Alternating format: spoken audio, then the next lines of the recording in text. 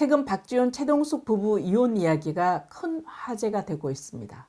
이 사건이 국민들에게 큰 관심을 끄는 이유는 두 가지라고 생각합니다. 하나는 유명한 사람들이거든요. 그리고 서로 바람 피웠다고 이야기를 하고 있기 때문에 관심이 있는 거고요. 또 하나는 진흙탕 싸움이 너무 심해서 더 많이 이슈가 되고 있는 것 같습니다. 이런 것을 보면서 저는 안타깝기도 하고 화가 나기도 하고요. 속상하기도 하고요. 이들을 둘러싸고 법률적인 문제는 어떻게 해결될 것인지, 그리고 이 진흙탕 싸움 이렇게까지 가지 않도록 할 방법은 없었는지, 왜 그런 방법들 안 쓰고 있는지 몇 가지 당부 좀 하고 싶어서 찾아뵙게 됐습니다.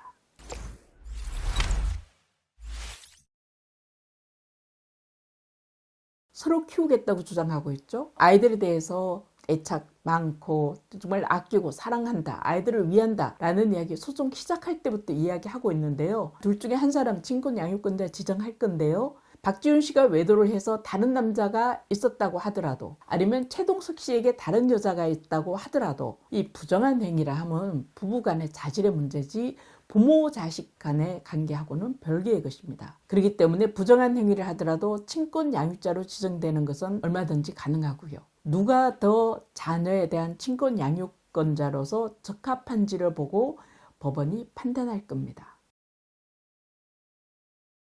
부부간의 위자료에 대해서는 저희 사무실 원래도 이런 판결들이 있었는데요. 부부간의 위자료 똑같이 외도를 했다고 보아서 주고받지 말라라고 이야기하고 있습니다. 서로 비난하는 거 보면요, 위자료 주고받을 사람 없어요. 다 똑같이 잘못한 거고 둘의 잘못으로 인해서 혼인 파탄된 것이고 그 책임은 대등하다라고 법원이 볼 것이어서 서로에게 위자료 인정하지 않을 겁니다. 하더라도 아주 조금 인정될 거고요. 박지훈 씨 주장에 의하더라도 지난해 10월 달에 이혼 소송 제기하고 최동숙 씨가 다른 여성을 만난 것이 올 2월이면 소송 제기하고 나서 4개월 후입니다. 소송 왜 제기했게요? 이미 우리 남편 잘못이 너무 커서 혼인관계가 파탄됐다라고 박지훈 씨가 주장을 해서 이혼 소송 제기한 거잖아요. 그러면 혼인관계가 파탄된 이후에, 소송 제기한 이후 넉 달 후에 다른 여성을 만났기 때문에 박지훈 씨 주장에 따르더라도 파탄과는 상관이 없습니다.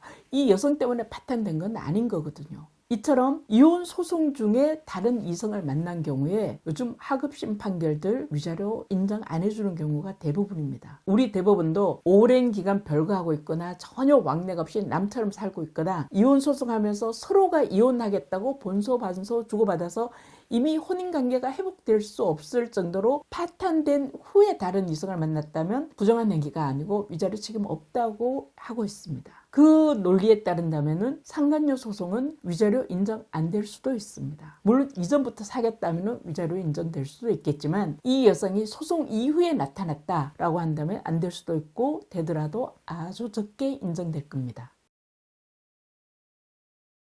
최동숙 씨 주장에 따른다면 이혼 소송하기 2년 전에 박지훈 씨가 미국에 열흘 동안 여행하면서 남사친을 만나고 여행했다 라는 이야기 나오고 있고요. 그로 인해서 여행한 후에 계속 지속적으로 갈등이 있고 싸우고 했다는 이야기들 나오고 있습니다. 이혼 소장 제출하기 이전에 이미 남자 문제가 있었고 그로 인해서 갈등이 극에 달해서 이혼 소송 제기했다. 그렇다면 당연히 그 남자분에 대한 위자료 인정될 수밖에 없습니다. 이후에도 지금도 만나고 있다? 위자료 액수 더 높아지는 거죠. 위자료 액수 얼마나 될까요? 저희 사무실에서 한 사건 중에 이혼 소송하면서 상간녀 상대로 위자료 청구하고 상간남 상대로 소송한 경우에 부부간에는 위자료 주고받지 말라고 하고 상간녀 상간남에게 2천만 원씩 위자료 인정된 사건이 있습니다. 최태원 노소영 사건 이후 위자료 액수 높아지고 있기 때문에 얼마나 파탄에 영향을 끼쳤냐에 따라서 유명하신 분들이고 그 관계가 2년 이상 계속됐고 했다면 한 3천만 원 이상 인정될 수도 있어 보입니다.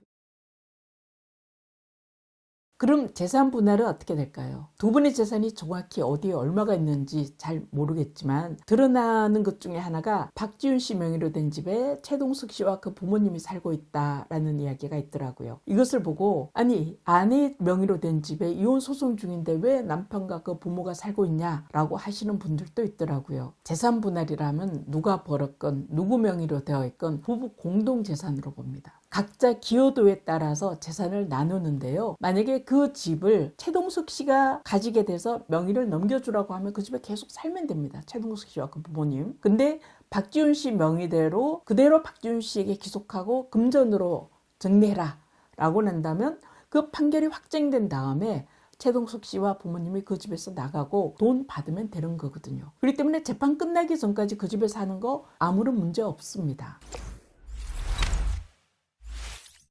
그리고 이분들 이혼 소송하면서 진흙탕 싸움 너무 많이 하는 것 같아요. 박지훈 씨 초심으로 돌아가시기 바래요. 처음 이혼 조정 신청서 내면서 아이들을 위해서라도 조용히 원만히 조정으로 합의하고 싶다라고 조정 신청서 냈잖아요. 그러면 더 이상 남편 비난하지 마십시오. 최동석 씨도 마찬가지예요. SNS니 언론인이 너무 이야기하지 마십시오. 이번에 서로 상간녀 상간남 소송한 건 누가 먼저 언론에 알렸는지 모르겠지만 할 일이 있으면 법원을 통해서 조용히 하시고요. 언론에 제발 알리지 마십시오. 본인들 자제하시기 바랍니다. 두 분 다 공인이시고요. 유명하신 분들이에요. 이렇게 진흙탕 싸움을 하면서 이혼 소송하는 것이 그 당시는 상대방 잘못을 지적하면서 속이 후련하고 시원할 수 있지만 지나고 나면은 결국 후회와 아픔밖에 남는 거 없습니다. 그리고 두 분 변호사님들에게 부탁드리고 싶은 게 있어요. 더 이상 이 사람들 SNS나 언론 플레이 하지 못하도록 좀 잘 이야기해 주시기 바랍니다. 그래서 이 사건 끝날 때까지 더 이상 외부에 어떤 형태로는 알리지 않는다. 하고 싶은 말이 있으면 상대방 비난하고 싶으면 법원에 서면으로 써낸다 라고 신사협정이라도 맺으십시오. 저는 그런 식으로 신사협정 맺고 외부에 일체 노출되지 않은 채 이혼 사건한 것들 많았습니다. 사건 담당하시는 판사님들 사전처분 좀 내려주십시오. 최태원 회장과 노소영 관장이 항소심 재판 초기에 재판 마칠 때마다 언론에 인터뷰하고 그리고 상대방 비난하고 형사 고소하고 계속 언론 플레이 했었죠. 이것을 보다 못한 재판부에서 양쪽을 다 불러서 더 이상 언론에 노출시키지 마라. 그리고 재판에 집중해라 라고 더 이상 언론 플레이 하지 못하도록 경고했었습니다. 그 이후로 침묵했었죠. 이것처럼 이 사건도 재판부에서 적극적으로 나서서 더 이상 외부에 소송 관련된 서로에 대한 비난 자제하도록 그렇게 사전 처분이라도 내려주시면 좋을 것 같습니다. 유명인들의 이혼 소송은 참 어렵습니다. 하고 싶은 말도 많고요. 지켜보는 눈도 많고요. 그렇지만 두 사람 사랑해서 결혼했었던 거 아닙니까? 아이들에게는 엄마도 아빠도 소중한 거고요. 자랑스러워할 수 있는 그런 부모이기를 바라는 거거든요. 아이들을 위해서, 두 분 모두를 위해서 이제부터 좀 침묵하시고요. 재판에 집중하십시오. 그렇게 성숙된 모습으로 이혼하신다면 국민들이 더 관심 가지고 아껴줄 수 있을 겁니다.